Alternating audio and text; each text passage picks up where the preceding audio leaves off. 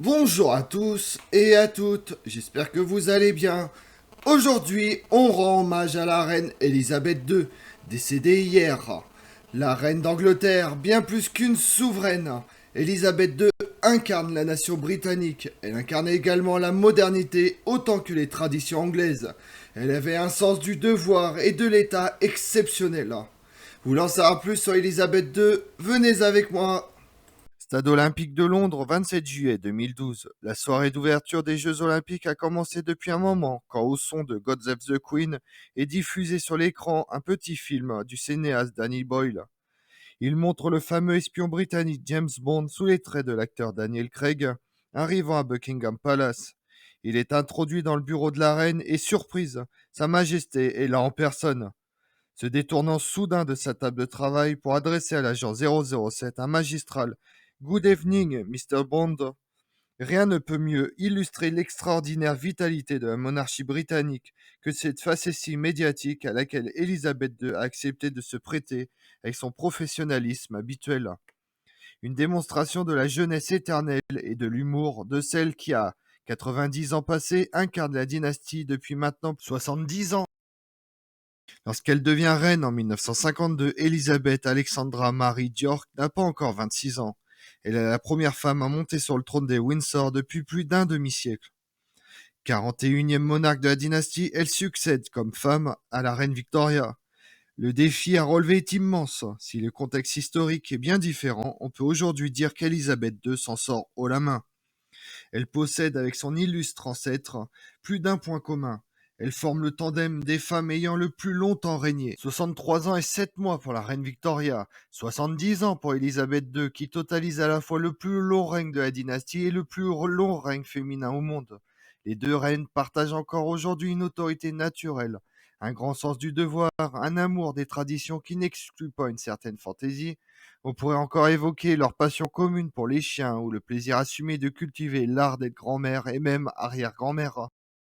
Elisabeth II vient au monde le 21 avril 1926.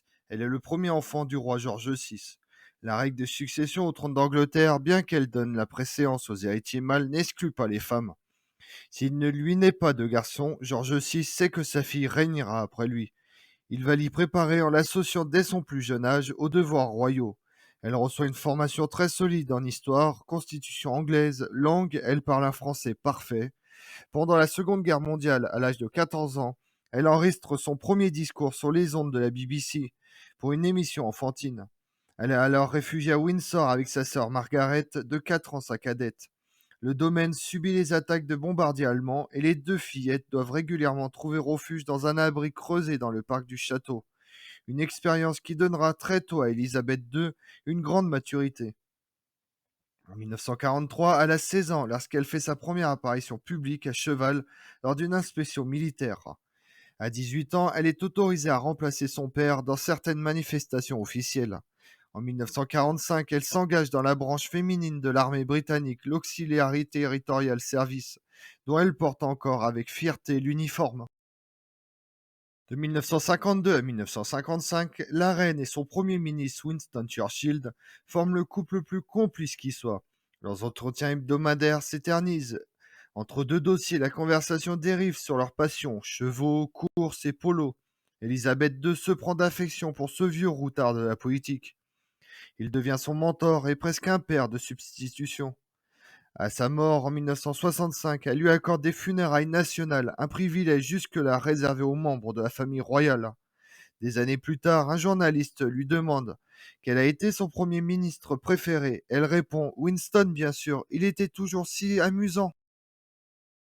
20 novembre 1947, la maison Windsor crée une fois de plus l'événement.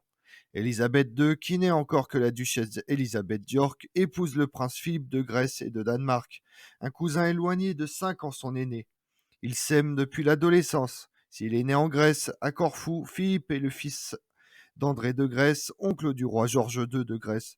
Il a vécu en France, à Paris, puis à Londres au palais de Kensington et en Écosse. Par sa mère, Alice de Battenberg, Philippe appartient à une maison allemande dont la branche britannique s'est rebaptisée Mountbatten durant la Première Guerre mondiale. Il choisit de s'appeler Philippe Mountbatten, ce qui sonne plus anglais. pour épouser la princesse Elisabeth, car en 1944, il a fait sa demande officielle. Sur ordre du roi George VI, il doit patienter jusqu'en 1947. Cependant, il n'est pas sujet de Sa Majesté et de confession orthodoxe. Que cela ne tienne, il est naturalisé anglais, privilège que la cabinet lui accorde pour avoir servi dans la Royal Navy. Il se convertit à l'anglicanisme et est fait dans la foulée duc d'Édimbourg. Le mariage peut enfin avoir lieu. Il suscite une grande émotion. C'est la première fois depuis plus d'un siècle que convole une princesse héritière. Le couple s'installe dans la résidence royale de Clarence House, à Londres. Un an plus tard, le 14 novembre 1948, naît un premier enfant, c'est un fils, le prince Charles. Sa sœur Anne naîtra le 15 août 1950. Le couple donnera encore naissance à deux autres enfants, le prince Andrew le 19 février 1960 et le prince Édouard le 10 mars 1964. Le 2 juin 1953, les europossesseurs d'un poste de télévision peuvent assister en noir et blanc à un événement historique. Pour la première fois, le couronnement d'un monarque anglais est filmé et retransmis sur le petit écran. Drapé d'or, ployant la tête sous la lourde couronne royale surmontée du Cullingham II, l'un des plus gros diamants du monde, 317 carats, Élisabeth II semble bien frêle. Cette apparente fragilité frappe aussi son premier ministre, Winston Churchill. Elle est si jeune, c'est un enfant. S'inquiète-t-il, le bouillant conservateur vient d'entamer son second mandat à la tête du gouvernement. Il a 77 ans, il est fatigué et songe à se retirer. Charmé par Élisabeth II, dont le sérieux et la connaissance des dossiers le surprend. Il ne quittera son poste qu'en 1955. Depuis ce départ et jusqu'à Boris Johnson aujourd'hui, la reine aura connu pas moins de 15 premiers ministres. Elle a aussi été confrontée à bien des événements. Avec Anthony Eden, Élisabeth II a dû traverser la crise du canal de Suède, désapprouvant, semble-t-il, l'intervention militaire voulue par ce dernier et qui se relève désastreuse. Avec Harold Macmillan, il y a eu l'affaire Profumo, du nom de ce ministre de la Défense, dont on découvre qu'il entretenait des relations avec une call girl. Le plus grave est qu'elle transmettait à l'ambassadeur de l'URSS les secrets d'État extirpés sur l'oreiller. Avec Edward Hutt, la Grande-Bretagne avait décidé de rejoindre la communauté économique européenne en 1973. Au printemps de l'année 1982, Margaret Thatcher avait engagé la Grande-Bretagne dans la guerre des Malouines, île britannique occupée par la junte militaire argentine. La réaction rapide de la Dame de Fer a permis aux 2 mois à la puissance britannique de retrouver sa souveraineté sur les îles. Et que retiendra-t-on du travail de Tony Blair, la guerre en Irak, le libéralisme de New Labour? Et si c'était sa gestion sur l'affaire Lady Di? Son intervention pour que la reine accepte de s'adresser à ces sujets après la mort accidentelle sous le pont de l'Alma à Paris de la princesse de Galles fut décisive. Elle sauva peut-être la monarchie. Diana fut peut-être le seul faux pas du règne d'Élisabeth II. Pour fêter ses 25 ans de règne, Élisabeth II veut aller à la rencontre de ses sujets. Elle parcourt 100 000 km en voyage officiel et multiplie les bains de foule. Aux côtés du prince Philippe et de la famille royale, elle assiste à un service d'action de grâce à la cathédrale Saint-Paul. Le cortège de carrosses qui se rend au palais de Buckingham à la cathédrale est impressionnant.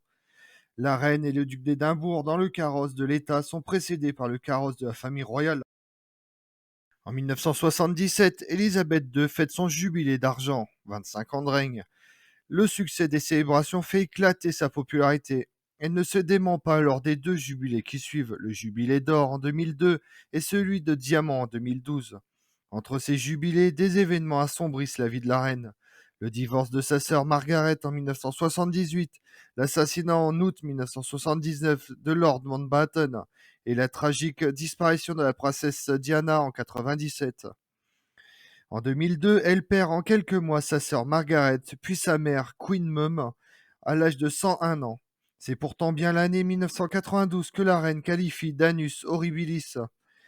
Le déballage des difficultés matrimoniales de son fils Charles avec Diana est une épreuve. Mais il y a aussi la séparation de son fils Andrew et de Sarah Ferguson au début de l'année et le divorce de la princesse Anne et de Marc Philippe.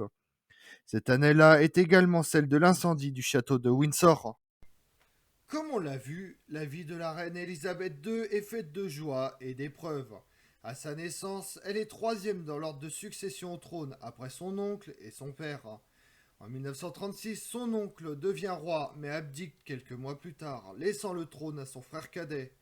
La princesse Élisabeth devient alors, à l'âge de 10 ans, l'héritière de la couronne britannique. Durant la Deuxième Guerre mondiale, elle s'enrôle. Le 20 novembre 1947, elle épouse Philippe Mountbatten, prince de Grèce et de Danemark, avec qui elle aura 4 enfants. Charles, prince de Galles, Anne, princesse royale, Andrew, duc d'York et Édouard, comte de Wessex. Je vous remercie d'avoir suivi cette vidéo en ma compagnie. Si vous voulez connaître mes autres vidéos, retrouvez-moi chaque matin à partir de 6h45 sur ma chaîne YouTube Tout sur l'Histoire avec Damien, mais également sur les réseaux sociaux, Twitter et Instagram, Histoire Damien. Et pensez à liker, commenter et vous abonner. Je vous remercie à tous.